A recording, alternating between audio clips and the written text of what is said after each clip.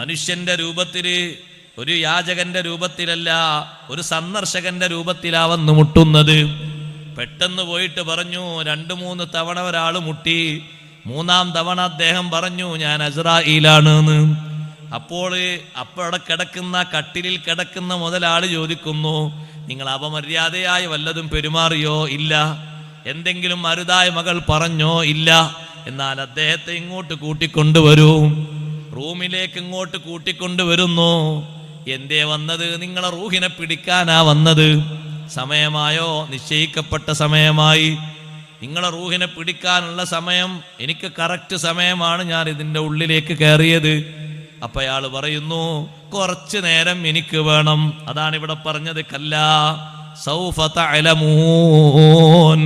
തിരിച്ചറിവിന്റെ ആദ്യത്തെ ഘട്ടം നിങ്ങൾക്ക് വരും. നിങ്ങൾ തിരിച്ചറിയുക തന്നെ ചെയ്യും.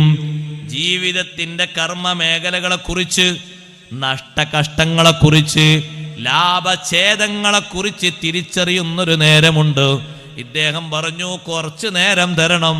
ഈ അറയിൽ ഇരിക്കുന്ന സമ്പത്ത് ഒന്ന് ഞാനൊന്ന് വിഹിതം വെച്ചോട്ടെ, അല്ലെങ്കിൽ വിഹിതം വെക്കാൻ പറഞ്ഞോട്ടെ. എന്തേ കാരണം? അസ്രായീൽ ചോദിക്കുന്നു, എനിക്ക് സമയം കിട്ടിയിട്ടില്ല. കദബ്ത. അപ്പറഞ്ഞ മുതലാളിയോട് പറഞ്ഞു, നീ പറഞ്ഞത് കള്ളമാണ്. 1-ാമത്തെ അറയിലേക്ക് ഇങ്ങനെ അസ്രായീൽ ചൂണ്ടിയപ്പോ ആ അറയിൽ ഇരിക്കുന്നത് രത്നങ്ങളാണ്. രത്നങ്ങൾ പറഞ്ഞു, ഞങ്ങളെ സൂക്ഷിച്ചു വെച്ചിട്ട് വർഷം 10-25 കഴിഞ്ഞു. 25 കഴിഞ്ഞു. ഈ അറയിൽ ഞങ്ങൾ വന്നിരിക്കാൻ തുടങ്ങിയിട്ട് 25 കൊല്ലം. ഈ കിടക്കുന്ന ആള് ലാസ്റ്റ് ഘട്ടത്തിൽ പറഞ്ഞ് നേരം കിട്ടിയിട്ടില്ല.